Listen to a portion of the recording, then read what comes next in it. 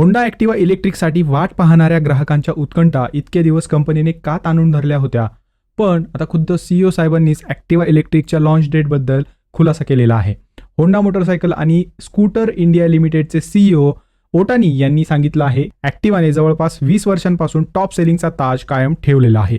पुढे ते म्हणाले की भारतीय बाजारपेठेत इलेक्ट्रिक स्कूटर लॉन्च करण्यास आम्ही 1 वर्ष उशीर केलेला आहे. ओटानी यांनी याच वेळेस जाहीर केलं की होंडाची भारतातली पहिली इलेक्ट्रिक स्कूटर होंडा ॲक्टिवा ही मार्च 2025 मध्ये लॉन्च केली जाईल. पण ही इलेक्ट्रिक स्कूटर पेट्रोल ॲक्टिवा सारखीच असणार आहे का, रेंज किती मिळेल आणि किंमत किती असेल याची सखोल माहिती आजच्या या व्हिडिओमध्ये मी तुम्हाला सांगणार आहे.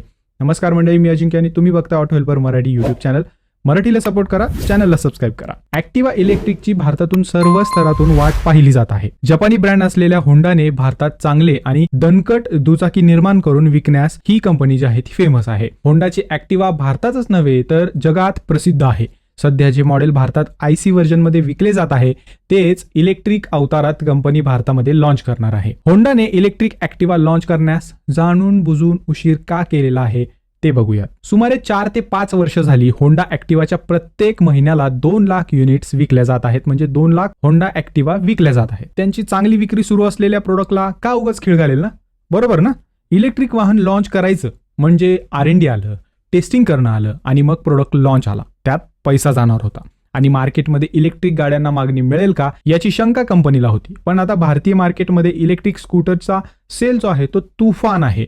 मग होंडा आता उशीर करू इच्छित नाही, त्यांना तो सेगमेंट सुद्धा कॅप्चर करायचा आहे. आगामी मार्च 2025 रोजी लॉन्च होणारी होंडा ॲक्टिवा स्वॅपेबल बॅटरीसह येणार आहे. ज्यांना स्वॅपेबल बॅटरी म्हणजे काय ते माहिती नाही त्यांना सांगतो. होंडा जागोजागी 4 ते 5 किलोमीटर अंतरावरती पेट्रोल पंपमध्ये बॅटरी चार्जिंग स्टेशन बसवते आहे. गाडीची बॅटरी डाऊन झाली की त्या स्टेशनवरती जाऊन गाडीची बॅटरी 1 मिनिटात बदलून घ्यायची, चार्ज झालेली बॅटरी घ्यायची आणि न चार्ज असलेली बॅटरी तिथे लावायची. म्हणजे चार्जिंगचं इथे टेन्शन नाही. प्लस चार्जर सुद्धा मिळणार आहे. म्हणजे गाडी घरी सुद्धा किंवा इतर कुठे जिथे स्वॅप स्टेशन नाही तिथे तुम्ही गाडी जी आहे ती आरामशीर चार्ज करू शकता. कमीत कमी 2 वर्ष झाले होंडा बॅटरी स्वॅप स्टेशन उभा करत आहे.